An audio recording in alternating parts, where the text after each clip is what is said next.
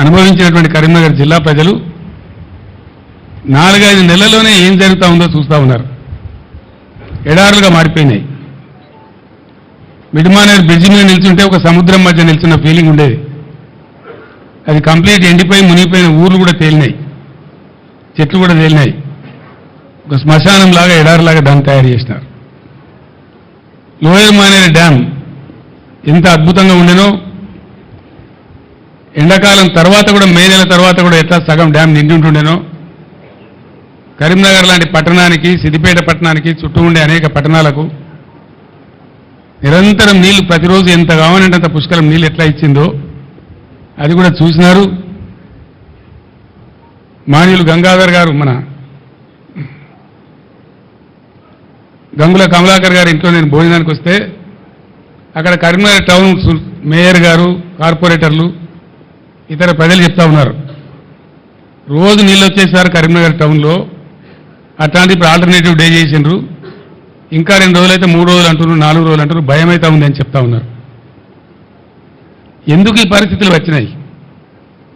నేను మొన్న సూర్యాపేటలో కూడా చెప్పినాను, ఇది ప్రస్తుత ప్రభుత్వం యొక్క తెలివి తక్కువ, అసమర్థ, అవివేక, చెవట విధానాల వల్ల, అర్భకత్వం వల్ల ఈ దరిద్రం మన రాష్ట్రానికి వచ్చింది. ఒకటే మాటలో చెప్పానంటే ఏం కనబడుతుందండి? 2014 కన్నా ముందు తెలంగాణలో ఏ గోస, ఏ ఏడుపు, ఏ బాధ, ఏ మంచినీళ్ళ ట్యాంకర్లు, ఏ బిందెల కొట్లాటలు, ఏ కాలిపోయిన మోటార్ల రిపేర్లు వేలాదిగా లక్షలాదిగా, ఏ సీన్ అయితే 2014 ముందు కనబడతా ఉండనో మళ్ళీ అదే సీన్ పునరావృతమైంది.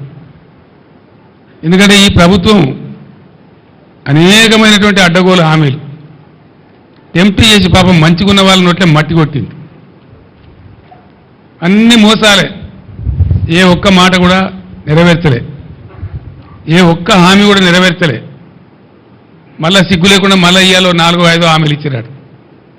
అది ఎవరిని ఉద్ధరించడానికో నాకు అర్థం కాదు. ఇవాళ పంటలు ఎండని జిల్లా లేదు, కరెంటు మోటార్లు కాలని జిల్లా లేదు మొత్తం యావత్తు తెలంగాణలో. అందుకే పాత తెలంగాణ మళ్ళా పునరావృతమైంది, ఇందిరమ్మ రాజ్యంలో ఈగిలిచ్చిన పరిస్థితి అయింది ప్రజలని చెప్పి నేను మనవి చేస్తా ఉన్నా.